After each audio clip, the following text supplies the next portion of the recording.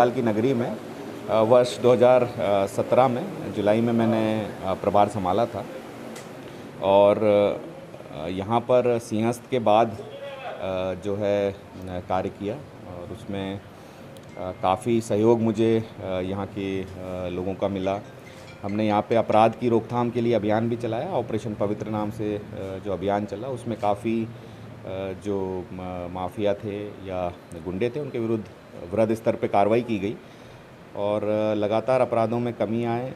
जो यहाँ पर कानून व्यवस्था की स्थिति है, बड़े बड़े आप देखते हैं कि सवारी हों या कोई भी त्यौहार हों धार्मिक, वो बड़े स्तर पे मनाए जाते हैं, उसमें शांति व्यवस्था कायम रहे, श्रद्धालुओं को सहूलियत हो और यही पूरी पुलिस प्रशासन का इसमें उद्देश्य था, जिसमें काफ़ी हद तक हम सफल हुए, जिसमें जनता का सहयोग भी हमको मिला।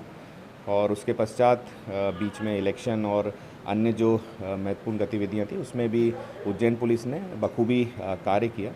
अब वर्तमान में जो कोरोना वायरस का प्रकोप है इसमें भी उज्जैन पुलिस पूरे अपनी शिद्दत से काम कर रही है और इसमें भी हम ज़रूर इस वायरस को यहाँ से समाप्त करने में सफल होंगे। बहुत ही संतुष्ट हूँ मैं इस कार्यकाल से और सभी उज्जैन की जनता का धन्यवाद भी देना चाहता हूँ। सर, ऐसा कौन सा काम रहा जो आप चाहते हैं?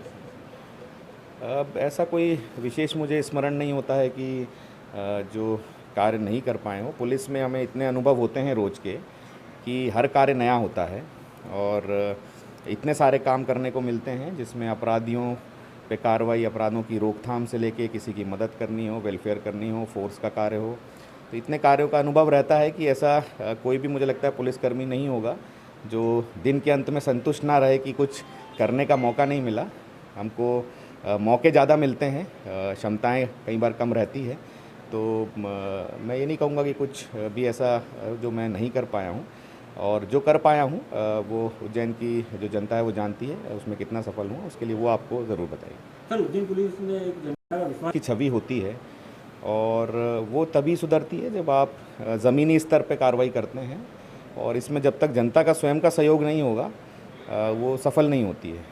तो सभी को, जनता को यही संदेश है कि इस प्रकार ही पुलिस का सहयोग हर स्तर पर करें, हर ज़िले में करें, क्योंकि बिना जनता के सहयोग से मुझे लगता है कोई भी सरकारी व्यवस्था या विशेषकर पुलिस जो है सफल नहीं हो सकती।